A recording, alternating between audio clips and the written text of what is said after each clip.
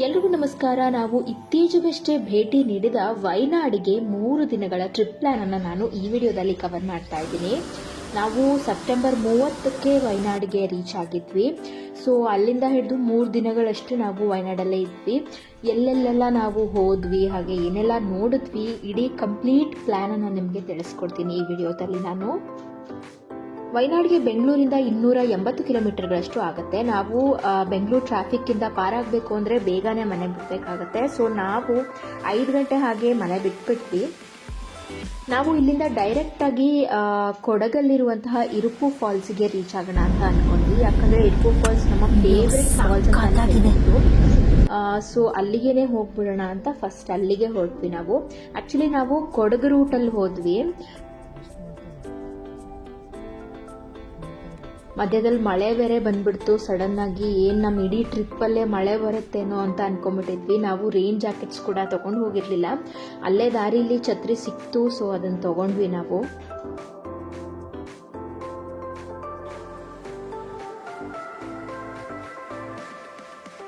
ಈ ವಯನಾಡಂತೂ ಕರ್ನಾಟಕದ ಹತ್ತಿರನೇ ಇರೋದ್ರಿಂದ ಸಾಕಷ್ಟು ಜನರಿಗೆ ಇದು ತುಂಬಾನೇ ಆಕ್ಸೆಸಬಲ್ ಆಗಿದೆ.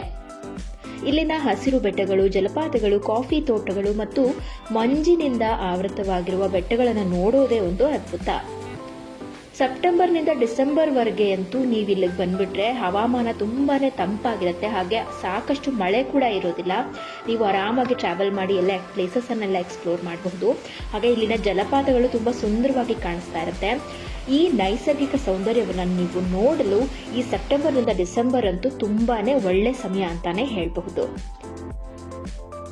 ಟ್ರೆಕ್ಕಿಂಗ್ ಮಾಡಬಹುದು, ಫೋಟೋಶೂಟ್ಸ್ ಮಾಡಿಸಬಹುದು. ಹಾಗೆ ನಿಮಗೆ ನೇಚರಲ್ಲಿ ಜಾಸ್ತಿ ಹೊತ್ತು ಸಮಯ ಕಳಿಬೇಕು, ಶಾಂತತೆ ಬೇಕು ಅಂದರೆ ನೀವು ಇಲ್ಲಿಗಂತೂ ಬರಲೇಬೇಕು. ಈಗ ಇರುಪು ಫಾಲ್ಸ್ ಬಗ್ಗೆ ಮಾತಾಡೋದಾದ್ರೆ, ಇದಂತೂ ಕೇರಳ ಮತ್ತು ಕರ್ನಾಟಕದ ಗಡಿಗೆ ಹತ್ತಿರವಾಗಿದೆ.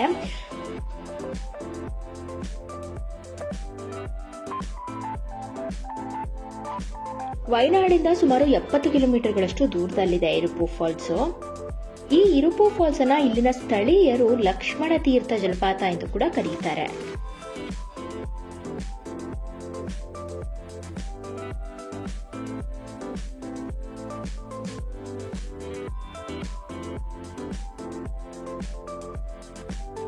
ಹಾಯ್ ಎವ್ರಿವನ್, ಎಲ್ರಿಗೂ ನಮಸ್ಕಾರ. ಇವತ್ತು ಇರುಪು ಫಾಲ್ಸ್ಗೆ ಬಂದಿದ್ದೀವಿ.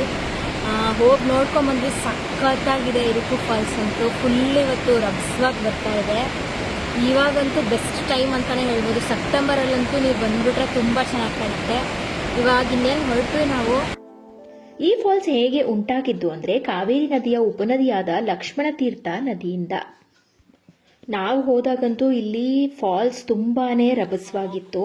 ಹಾಗೆ ತುಂಬಾ ಮೇಲ್ ಹೋಗ್ಲಿಕ್ಕೂ ಕೂಡ ಬಿಡ್ತಾ ಇರಲಿಲ್ಲ. ಸ್ವಲ್ಪ ಕೆಳಗಡೆನೆ ಬ್ಯಾರಿಕೇಡ್ಸ್ ಹಾಕ್ಬಿಟ್ಟಿದ್ರು. ಅಲ್ಲೇ ನಾವು ನಿಂತ್ಕೊಂಡು ವೀಕ್ಷಿಸಬೇಕಾಗಿತ್ತು.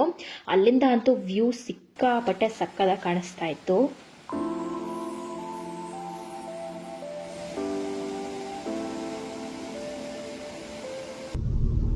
ಈ ಮಲೆನಾಡು ಮಳೆ, ಅದ್ರ ಜೊತೆಗೆ ಮುಂಗಾರು ಮಳೆ ಸಾಂಗು ತುಂಬಾ ಚೆನ್ನಾಗಿರುತ್ತೆ.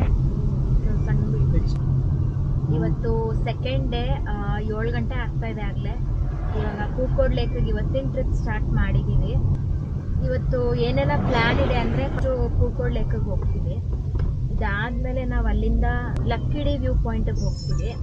ಮೀನ್ಮಟ್ಟಿ ವಾಟರ್ ಫಾಲ್ಸ್ಗೆ ರೀಚ್ ಆಗ್ತೀವಿ. ಅದಾದ್ಮೇಲೆ ತುಷಾರಗಿರಿ ಜಲಪಾತಕ್ಕೆ ಹೋಗೋಣ ಅನ್ಕೊಂಡಿದೀವಿ. ಇವತ್ತು ಇಷ್ಟೆಲ್ಲ ಪ್ಲಾನ್ ಇದೆ, ಬನ್ನಿ ಜೊತೆಗೆ ಹೋಗೋಣ. ಈ ಕೂಕೋಡ್ ಲೇಕ್ ಪಾರ್ಕಿಂಗಲ್ಲಿ ನಿಂತ್ಕೊಂಡಿದ್ದೀವಿ ನಾವು. ಬಟ್ ಇಲ್ಲಿ ಕ್ಲೋಸ್ ಆಗೋಗಿದೆ. ಎಷ್ಟೊತ್ತಿಗೆ ಓಪನ್ನೋ ಗೊತ್ತಿಲ್ಲ. ಗೂಗಲಲ್ಲಿ 9 ಗಂಟೆ ತೋರಿಸ್ತಾ ಇದೆ. ಬಟ್ ಈಗ ತಿಂಡಿ ತಿನ್ಕೊಳ್ಳೋಣ ಅಂತ ತಿಂದ್ವಿ. ಮನೆಯಿಂದಾನೇ ಕಟ್ಕೊಂಬಂದಿದ್ವಿ ನಮ್ಮ ಅವಲಕ್ಕಿನ. ಸೊ ಈಗ ನೋಡ್ಬೇಕು ಎಷ್ಟೊತ್ತಿಗೆ ಓಪನ್ ಆಗುತ್ತೆ ಅಂತ. ಇಲ್ಲಿ ಅಕ್ಕಪಕ್ಕ ವ್ಯೂಸ್ ಅಂತೂ ತುಂಬ ಚೆನ್ನಾಗಿ ಕಾಣಿಸ್ತಾ ಇದೆ. 7 ಗಂಟೆಗೆ ರೀಚ್ ಆಗಿಬಿಟ್ವಿ ನಾವು. ಇಲ್ಲಿ ಸುಮ್ಮನೆ ಟೈಮ್ ಸ್ಪೆಂಡ್ ಮಾಡ್ತಾ ಇದ್ವಿ ಸ್ವಲ್ಪ ಹೊತ್ತು. ಅಕ್ಕಪಕ್ಕ ಅಂತೂ ನೇಚರ್ ತುಂಬ ಚೆನ್ನಾಗಿ ಕಾಣಿಸ್ತಾ ಇದೆ. ಇಲ್ಲಿ ಪಕ್ಕದಲ್ಲೇ ಒಂದು ಸ್ಪಾನೂ ಇದೆ.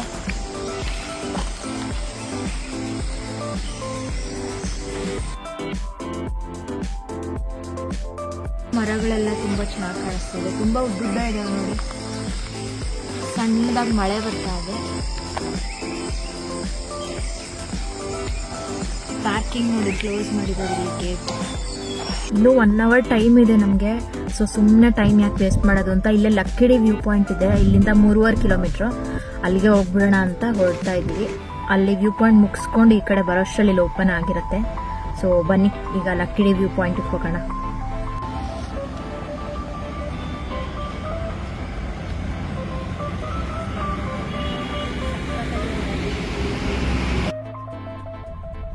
ನೋಡಿ ಇಲ್ಲಿಂದ ವ್ಯೂ ತುಂಬ ಚೆನ್ನಾಗಿ ಕಾಣಿಸುತ್ತೆ.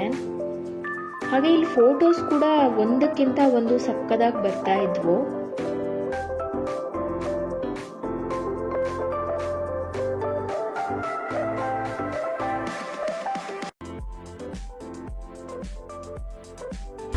ಈಗ ಲಕ್ಕಿಡಿ ವ್ಯೂ ಪಾಯಿಂಟ್ ರೀಚ್ ಆಗಿದ್ದೀವಿ. ಸಕ್ಕದಾಗಿ ಕಾಣಿಸ್ತಾ ಇದೆ ಇಲ್ಲಿಂದ ವ್ಯೂ. ಇದೇ ಲಕ್ಕಿಡಿ ವ್ಯೂ ಪಾಯಿಂಟು. ಪಾರ್ಕಿಂಗು ಇಲ್ಲ, ಬಟ್ ಸ್ಟಿಲ್ ನಾವು ಇಲ್ಲೊಂದು 2 ನಿಮಿಷ ನಿಲ್ಸಿದ್ದೀವಿ. ನೋ ಪಾರ್ಕಿಂಗ್ ಅಂತ ಇದೆ ಇಲ್ಲೆಲ್ಲ ಕಡೆ ಬೋರ್ಡು. ಸ್ವಲ್ಪ ಹೊತ್ತು ನಿಲ್ಸೋಣ ಅಂತ ನಿಲ್ಸ್ಕೊಂಡಿದ್ದೀವಿ.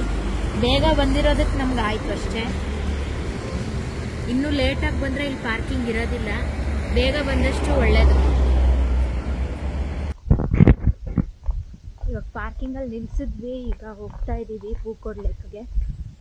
ಬನ್ನಿ ಹೋಗೋಣ. ಈಗಾಗಲೇ ಟೈಮು 8:30. ಪಾರ್ಕಿಂಗ್ ಅಂತೂ ನಿಮ್ಗೆ ಏನು ಪ್ರಾಬ್ಲಮ್ ಇಲ್ಲ, ಆರಾಮಾಗಿ ಕಾರ್ಗಳು ನಿಲ್ಲಿಸ್ಕೋಬೋದು. ಇಲ್ಲಂತೂ ನೇಚರ್ ತುಂಬ ಚೆನ್ನಾಗಿದೆ. ಸೌಂಡ್ಗಳು ಕೇಳಕ್ಕೆ ನಿಮ್ಗೆ ತುಂಬ ಚೆನ್ನಾಗಿ ಅನಿಸುತ್ತೆ ಇಲ್ಲಿ ನೇಚರಿನ ಸೌಂಡು. ರೋಡ್ಗಳಂತೂ ಇಲ್ಲೆಲ್ಲ ಅಗ್ಲಗ್ಲ ಇದೆ, ನಿಮ್ಗೇನು ಪ್ರಾಬ್ಲಮ್ ಇರಲ್ಲ. ಲಕ್ಕಿಡಿ ವ್ಯೂ ಪಾಯಿಂಟಿಗೆ ಹೋದಾಗಂತೂ ನಮಗೆ ರೋಡ್ಗಳೇನು ಪ್ರಾಬ್ಲಮ್ ಆಗಿಲ್ಲ, ಸ್ಮೂತಾಗಿ ಹೋಯ್ತು.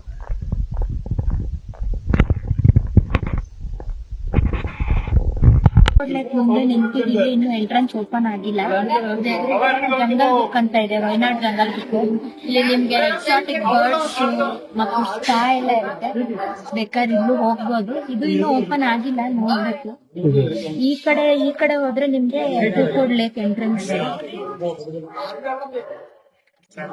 ಇಲ್ಲಿ ಇವಾಗ ಬೋಟಿಂಗ್ ಸದ್ಯಕ್ಕೆ ಇಲ್ಲ ಅಂತ ಹಾಕಿದ್ದಾರೆ, ಬೋಟಿಂಗ್ ಕ್ಲೋಸ್ ಅಂತ, ನೋಡ್ಬೇಕು.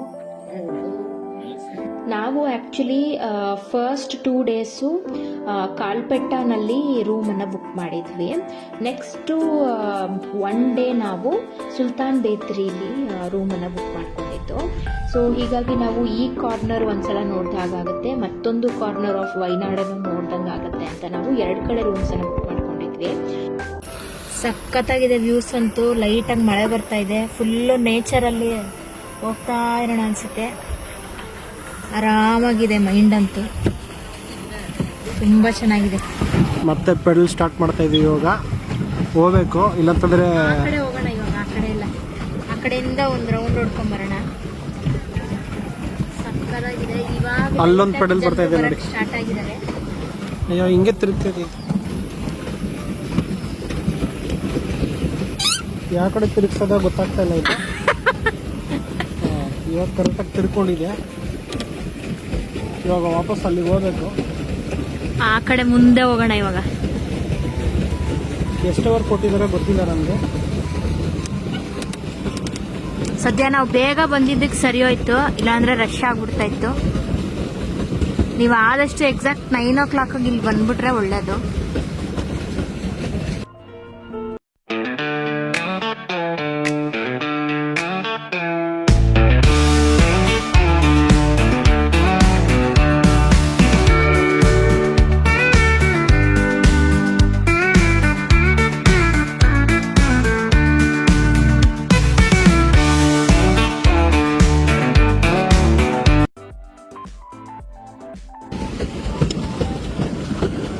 ಒಟ್ನಲ್ಲಂತೂ ಇದು ಮಸ್ಟ್ ಎಕ್ಸ್ಪೀರಿಯನ್ಸ್ ಇಲ್ಲಿಗೆ ಬಂದಾಗ ನೀವು.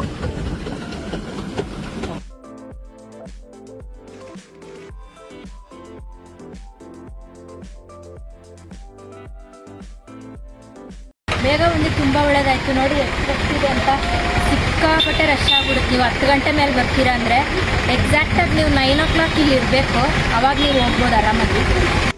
ಒಳಗಡೆ ಲೀಚಸ್ ಇದ್ವು, ಎಲ್ಲ ಕಡೆ ಹತ್ಕೊಂಡ್ಬಿಡ್ತು ನನ್ನ ಕಾಲೆಲ್ಲ. 2 ಸಿಕ್ಕವು. ಸದ್ಯ ಅಲ್ಲೇ ನೋಡಿಕೊಂಡೆ, ಚಿಕ್ಕ ಇದ್ವು, ನೋಡ್ಕೊಂಡು ಹೋಗಿ ನೀವು ಡೆಟಾಲ್ ತಗೊಳ್ಳಿ ಆದಷ್ಟು. ಇದ್ರ ಎದುರುಗಡೆ ನಿಮಗೆ ಅಡ್ವೆಂಚರ್ ಪಾರ್ಕ್ ಒಂದಿದೆ, ಜಂಗಲ್ ಬುಕ್ ಅಂತ. ಅಲ್ಲೂ ಹೋಗ್ಬೇಕಾದ್ರೆ ಹೋಗ್ಬೋದು ನೀವು. ಸೈಕ್ಲಿಂಗು ಮತ್ತು ರೋಪ್ ಕ್ಲೈಂಬಿಂಗ್ ಎಲ್ಲ ಏನೇನೋ ಇದ್ದಾವೆ, ಅಲ್ಲಿ ಹೋಗ್ಬೋದು. ಈಗ ಆಲ್ಮೋಸ್ಟ್ 10:30 ಆಗ್ತಾ ಬಂತು. ಸೊ ಈಗ ನಾವು ಮೀನ್ಮಟ್ಟಿಗೆ ಹೋಗ್ಬಿಡ್ತೀವಿ ಇಲ್ಲಿಂದ.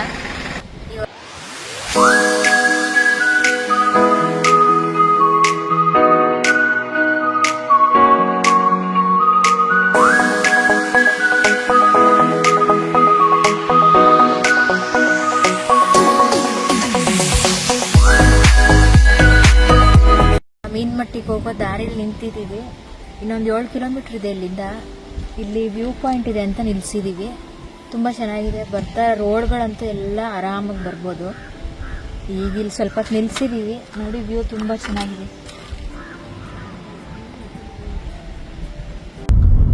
ಮೀನ್ಮಟ್ಟಿ ಫಾಲ್ಸ್ ಅಂತೂ ನಾವು ಹೋಗೋಕ್ಕಾಗಲಿಲ್ಲ, ಇನ್ನೂ ಬೇಗ ಬರಬೇಕಾಗಿತ್ತು. ಆಲ್ಮೋಸ್ಟ್ 10 ಗಂಟೆ ಒಳಗೆ ಇಲ್ಲಿ ಇರಬೇಕಂತೆ ಕೇಳಿದ್ವಿ. 500 ಜನಕ್ಕಂತೆ ದಿನಕ್ಕೆ ಬಿಡೋದು. ನಾವು ಸುಮ್ಮನೆ ವೇಸ್ಟಾಗಿ ಬಂದಿದ್ದಾಯಿತು 30 ಕಿಲೋಮೀಟ್ರು. ಈಗ ಇನ್ನೇನು ಮಾಡೋದು? ಈಗ ಬಾಣಾಸುರಕ್ಕೆ ಹೋಗೋಣ ಅಂದರೆ ಅಲ್ಲಿ ತುಂಬ ರಶ್ ಇದೆ, ತುಂಬ ಅಂದರೆ ತುಂಬ ರಶ್ಶು. ಬಂದ್ವಿ ನಾವು ಇವಾಗ ಬಾಣಾಸುರ ಸಾಗರ್ ಡ್ಯಾಮ್ಗೆ. ಬಟ್ ತುಂಬ ಸಿಕ್ಕಾಪಟ್ಟೆ ರಶ್ ಇದೆ. ಇವಾಗ ಅಲ್ಲಿ ಪಾರ್ಕಿಂಗ್ ಸಿಗೋದೇ ಕಷ್ಟ ಆಯಿತು. ಪಾರ್ಕ್ ಮಾಡಿದ್ವಿ ಕಾರು. ಈಗ ಒಳಗೆ ಹೋಗೋಣ.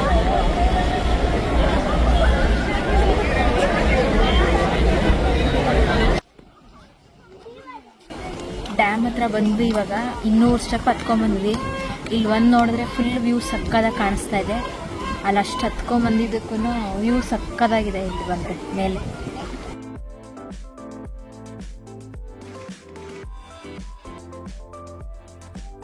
ಇಲ್ಲಿ ಲಾಂಗೆಸ್ಟ್ ಜಿಪ್ ಲೈನ್ ಕೂಡ ಇದೆ. ಇಲ್ಲಿ ನೀವು ಅದನ್ನು ಎಕ್ಸ್ಪೀರಿಯನ್ಸ್ ಮಾಡ್ಬೋದು.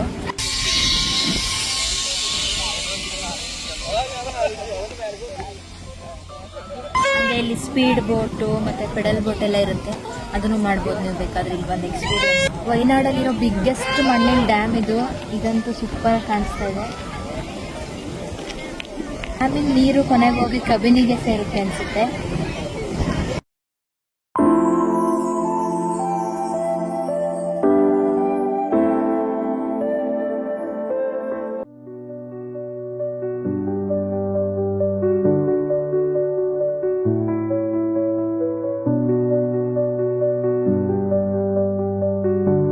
ತುಷಾರಗಿರಿ ಫಾಲ್ಸಿಗೆ ಬಂದಿದ್ದೀವಿ. ಇವಾಗ ಒಳಗಡೆ ಹೋಗ್ತಾ ಇದ್ದೀವಿ. ಬನ್ನಿ, ಇಲ್ಲಿ ತನಕ ಫಾಲ್ಸ್ ಸೌಂಡ್ ಕೇಳಿಸ್ತಾ ಇದೆ.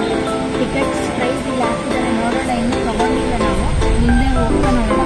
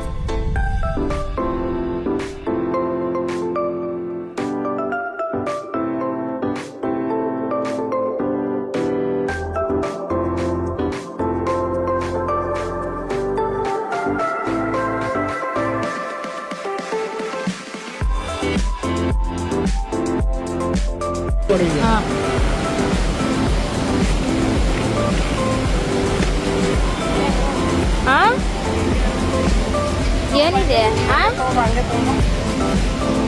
ಏನಿದೆ ಅಲ್ಲಿ? ಏನು ಮರ ಇದೆ ಅಷ್ಟೇ.